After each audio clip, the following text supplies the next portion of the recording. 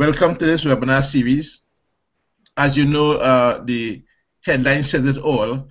You're talking about beyond remittances, and the webinar series is designed to think outside the box in terms of issues that we are facing in the Caribbean, particularly beyond remittance.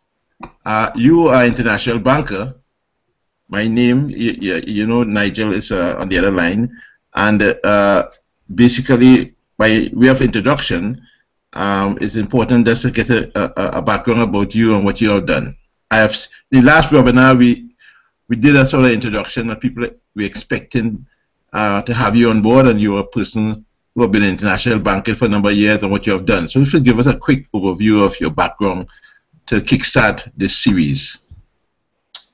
Well, let me tell you that in addition to being the point person for National Commercial Bank in UK for the last 10 years, before that I worked in Jamaica, Egypt, Oman, Dubai, and Sri Lanka, so in international banks. So briefly, that's my profile. Yeah. So it's good. It's easy to say that you have a good experience and expertise in the whole idea of banking in various areas, from first world to emerging markets. Yeah, yes. And the issue at hand now is that, as you know, in the Caribbean, you've been here long enough to be identified as a Caribbean man, I would think, of international experience. And you would have seen a number of issues that we have faced in the whole banking challenges that we face in the Caribbean. One particular area that we are focusing on is the whole idea of what's happening now with regards to banking regulations and third-party banks. And can you give us a sort of background of this and your views on some of the options that could be exercised as we face this dilemma? Well, I don't think there are any major changes that took place recently, except for the fact that most of the banks are kind of correspondence banks, especially, strictly adhering to. But as a result, I see there are certain banks which are looking at their correspondent banking relationships thoroughly. So as a result, some of the relationships looks like are coming under review. I am not privy to some of the relationship reviews which has taken place, but I understand that there are certain institutions which are finding it difficult to maintain correspondent banking relationships. Being a bank ourselves, I know the tremendous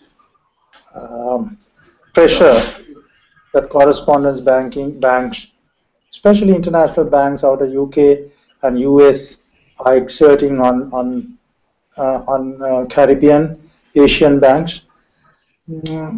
So this has come as a surprise to some institutions, but I must tell you, NCB has not been affected, and we have a very strong relationship with our correspondence banks, both in US and UK, and our relationships with these banks have been excellent and will be so. Just tell me, Leonard, on that score, do you have contractual arrangements that will support the fact and give you confidence that you would not be affected in any way? Well, a banker-customer relationship has its own contractual obligations on both parties. there are certain, as with any contract, there are certain notice period which either party has to give to terminate the contract. So nothing is to say that that you cannot close an account, or either party can give notice and close an account. So there is nothing to say that either the bank or the customer cannot close the account. It is said that this is obviously the whole issue has come about because of concerns with regards to money laundering. And the other concern was raised because of the cost of maintaining these relationships. There were a number of ideas given why this has now become an issue. Could you identify or outline to us what are some of the real issues behind this? Well, I really don't know how each bank looks at their relationships and their cost structure. But I can tell you from what I gather from my colleagues who are working in the banking sector here in UK, that some of the business models of these remittance companies and different jurisdictions does not fit into their overall business model. Secondly, remittances in a traditional form has been cash based. So most of this cash is collected by some of these commercial banks, and as a result, I can understand their cost per transaction is very high on these transactions. Simultaneously, if they look at the risk profile of these transactions and the customers, they perceive them to be high risk transactions and customers. So it's a perception, and they must be having their own reasons to do that. From what you have known, has there been any recent cases of banks being penalized or being withdrawn because of these sorts of awkward transaction or these sort of relationships? No, I have no idea. Right, Dennis, let me just step in for a second. Thanks again. You might not quite know me, but I've worked with Dennis and Senator for a while now. My questions are more about what are the implications for individuals, for businesses, and for entrepreneurs of these new regulations. Because as you rightfully said, that your bank's got the governance structures and stuff in place, so this is not going to affect you in any significant way. And you also identified clearly that the cost of serving cash remittances is getting quite high for banks. From a transaction cost because it's a human that has to handle cash, and a business perspective because these transactions are going to be flagged as potential money laundering. Is that a fair summary? Well, firstly, let me I understand what your concern is. Firstly, if you are looking at some of these jurisdictions which are being affected, yeah, are high countries which are dependent on inward remittances. Yes. So these countries will be concerned. Yes.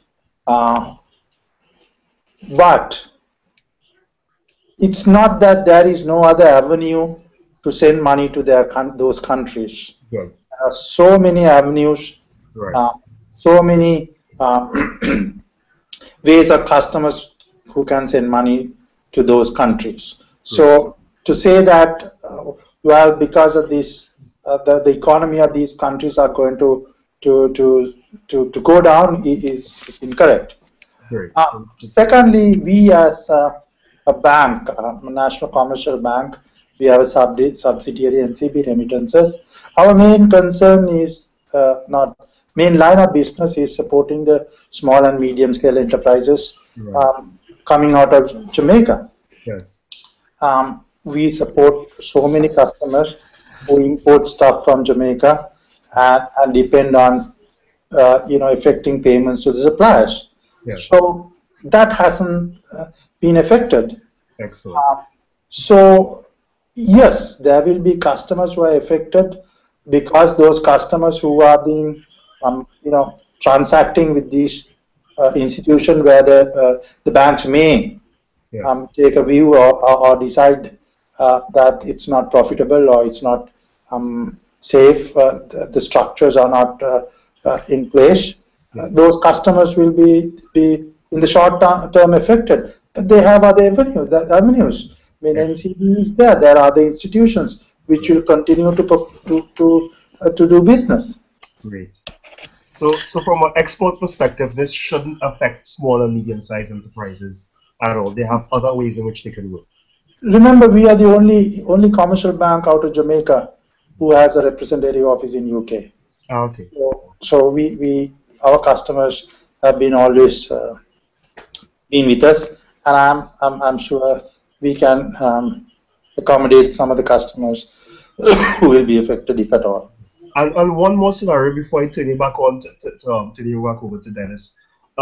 If, for example, I was buying or trying to sell to a customer in China, let's say I'm buying something from China, and I have to go to an intermediary bank in China, would this be an issue for me as well if I were trying to import a container to Trinidad or Jamaica from China? Would that be an issue? I don't know how these correspondence relationships are reviewed. Right. It is from bank to bank, institution to institution. Okay. So it doesn't mean that there are so many banks in Jamaica, so many institutions in Jamaica. Not all those banks have been affected. Not all those institutions have been affected. There will be where the governance structure is thorough, where they are comfortable with the business model. Correspondence banking will continue. Okay. It is the same with China. It is the same with Jamaica or Costa Rica or Sri Lanka or India. It is different institutions how the rules are being applied based on their perception about the governance and AML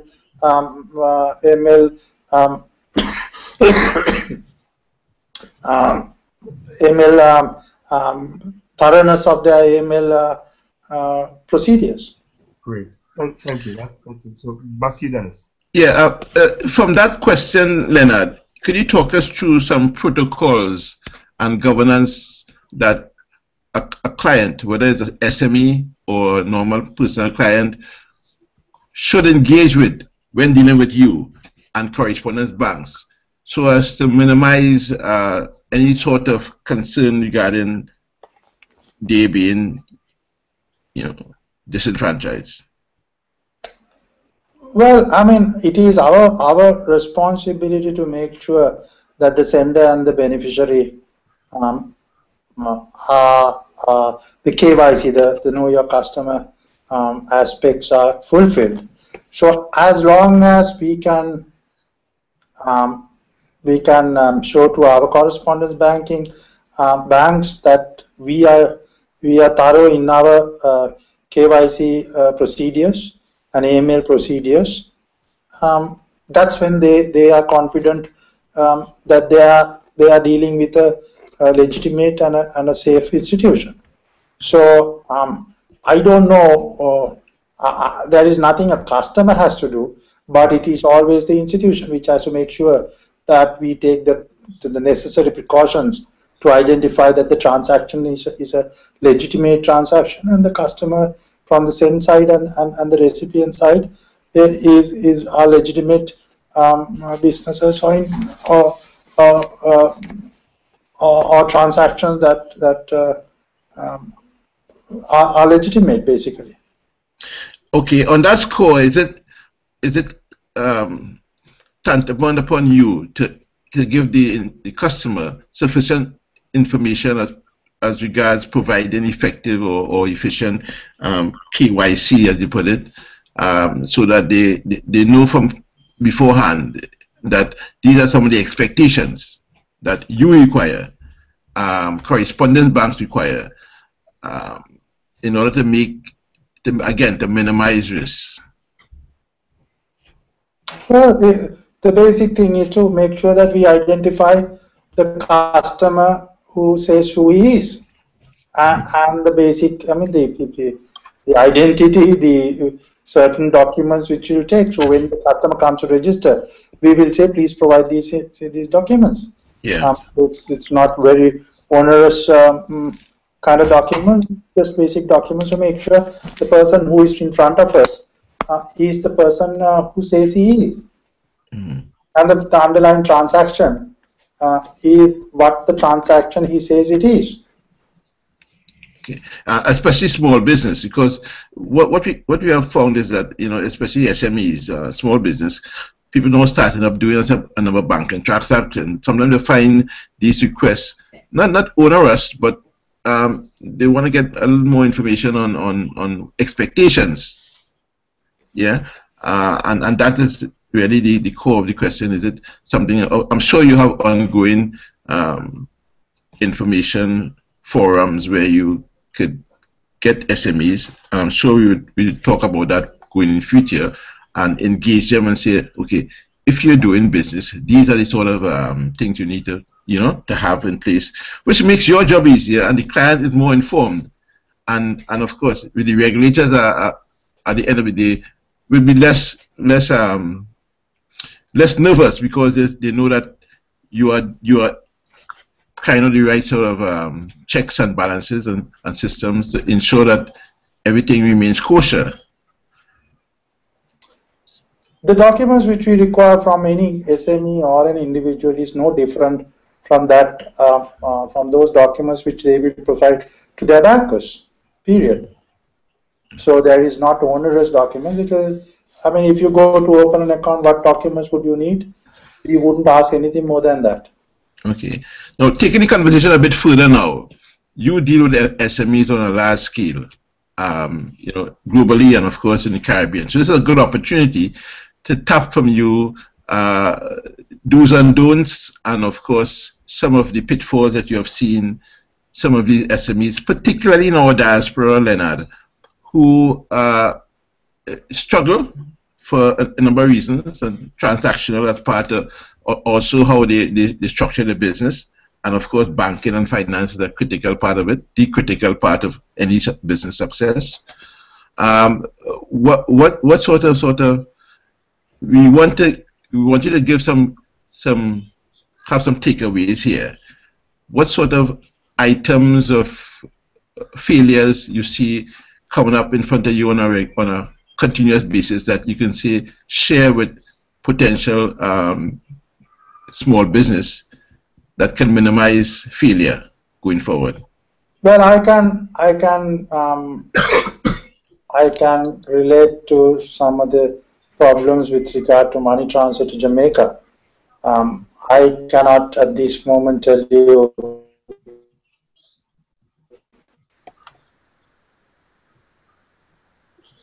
Oh, Leonard's frozen. Yes. He's moving slowly. from London to Birmingham to Leeds. But most of the SMEs which we deal with are those customers who bring import stuff, fruit stuff, and other things from Jamaica and who have to make payments. Yes. So in that aspect, what happens is is instantaneous. So if a customer comes and wants to get down some key or something, they come in the morning and make the payment through us in the morning, and the money is with the supplier instantaneously. Right. So if he makes the order and makes the payment today, the supplier can ship the goods the same time, the same flight, commercial bank or anybody can offer, because it takes a couple of days. Okay. And it's cheaper to send send money, because, as you know, we only send money to our NCB customers. Yeah. So they know that once the money is come, money is sent to us, the money will be in goods. In UK, that's a different matter altogether, because SMEs, the problems which SMEs face is no different from in London that from in Kingston. Different different conversation altogether. How they keep books, how they business continuity, how they take facilities, all those things matter because SMEs are not sophisticated employers or businessmen. So that's a different discussion we will not be able to touch today. Yeah. But as far as money transfer is concerned, if any customer wants to say import stuff from Jamaica, I think we offer the best way forward. And this is a positive on their cash flow because they don't have to block their cash flow for a couple of days. Okay. So as far as you're concerned, this whole issue that has been raised and been spoken highly about in the media and by prime ministers and finance guru is all more scaremongering, scare tactics, is it? It's not. No. I don't want to downplay that, but there are probably institutions which have been affected, which has large clienteles. So I'm sure there are institutions which have been affected, and that those institutions rightly are making their position known. But to say that because of these measures taken by these correspondent banks, that the entire economy of some of these countries are going under the sea, no, that will not happen. Okay. And finally, before we cut, just a question on my mind is that I think that this can provide, and again, based on the topic of our program and the byline, beyond remittance, I think it's a good opportunity that, well, don't look at it that way, but when these things happen, you get an opportunity to think outside the box, to be more creative, to be more dynamic in how you do your business. Would this be an opportunity you will see in disguise? Yes, it's an opportunity because when you have a stronger bank, NCB is a strong financial institution. We have the best corporate governance, which I have seen in that many places. We have a excellent KYC and an AML regime. That's the reason why most of the banks are showing confidence in NCB and its subsidiaries. So yes, we probably will have an opportunity here, but we are not going to kind of change our business model to grab any of the businesses which, if at all, fall through. No, we will make sure our primary objective is to service national commercial bank customers, and that is our main objective. We are not a money transfer company. We are a subsidiary of National Commercial Bank, based in UK, and our main objective is to support those customers, support exports out of Jamaica, and we'll continue to do that. And that's our clientele. That is the clientele we are going to service. Leonard, thanks a lot for that. I mean, it has been very informative. I think it was very dynamic, and I can see some important takeaways here, Nigel. Yeah. The importance that just to recap, Leonard, the fact that we're looking at this thing beyond remittance. You have added a whole new freshness to the conversation, unlike most others who are looking to doom and gloom.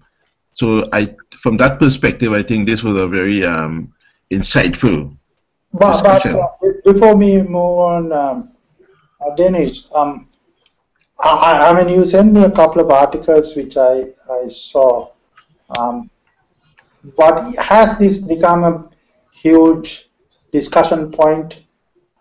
Because I don't see that discussion so much in UK so far, but has it become a big issue? It has become a big issue, as you can see from some of the articles. The prime ministers are writing about it of Antigua, and so a lot of the OACS countries, a lot of the Caribbean countries are talking about it. So it maybe in the UK it may not be as a massive issue than getting out of the EU, for instance. But definitely in our part of the world, as you can see from the articles, when a prime minister is making that a top priority, and a number of people in that kind of ilk, it is a big issue. And it's not just the Caribbean diaspora alone, the African diaspora and Indian diaspora are also talking a bit about it because, you know, there's a lot of uncertainty around this. When there's change, there's uncertainty. So people aren't entirely sure how this would affect them in sending money back to their families or paying for things back home or in their home countries. So, of course, you're providing some much needed clarification on this issue. For a lot of people, this won't have a significant effect. And even if it does, there are alternatives. But the conversation so far, a big part of it is, as Dennis said, doom and gloom. So you've already provided a new perspective on the issue. Yeah, but I think going forward, there will be a distinction between institutions and financial institutions which are governed properly, and institutions which the correspondent banks are not happy with. Period. These are the two distinctions that's going to take place. Right. All these years, I think we have been having a kind of a regime where everybody was doing business, and there was not much of pressure from stakeholders. Yes. Today it's different. Yeah. So going forward, there will be whether it's I'm not going to talk, I can't talk. I'm not qualified to talk about Antigua or Trinidad or Barbados, but I can talk about Jamaica. I think Jamaica will continue to have avenues to receive the remittances without any hindrance. Great. Great, Leonard. Of course, as you know, this is an ongoing series, so we'll be doing a different perspective in terms of investment and trade, and NCB being one of the big players in the Caribbean, there are so many different components of NCB that covers the wide spectrum of investment and banking that we, from time to time, we would seek clarification, and of course to hear how you're getting on and how we can engage in assisting the education process and the development process of Caribbean business and investment going forward. So we really appreciate your time, Leonard, and as Nigel said, to add clarity to this thing and to bring a perspective that I think is well needed. Yeah. And we are just a conduit.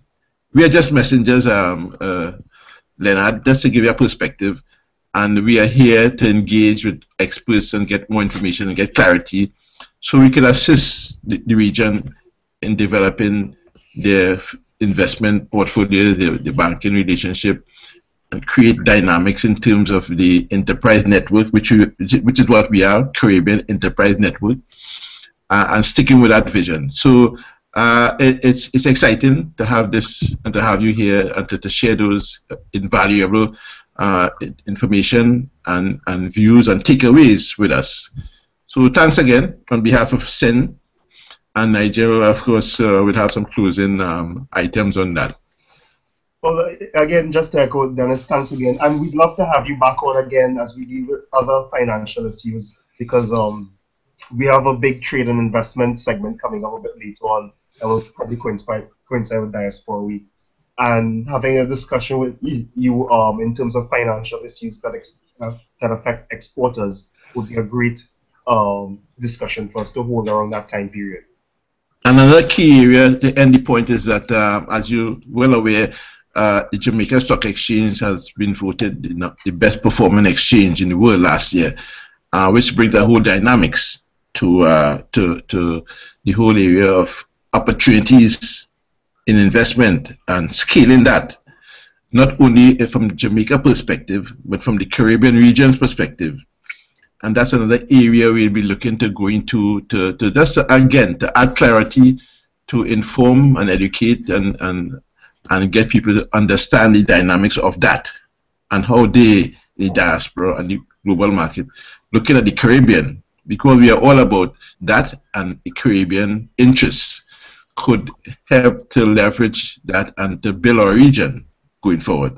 And that's a massive one for us. The fact that it's like Usain Bolt winning the gold medal again. You know, we have a number one in the world, and again Jamaica. So you know, it's interesting. It's interesting.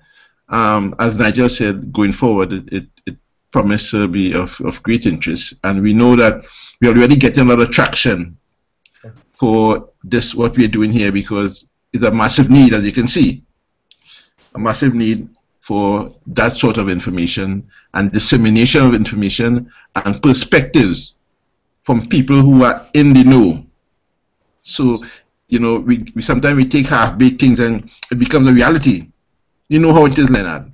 Yeah. So it's important to get people like yourself who are sort of expert, have many years experiences in this, not only in the region but globally, to give us the real spin on what's happening. So we're speaking from a position of strength and the experts in the field.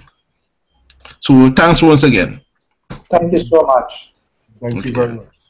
Cheers. All right, take care. All right, thanks. Bye.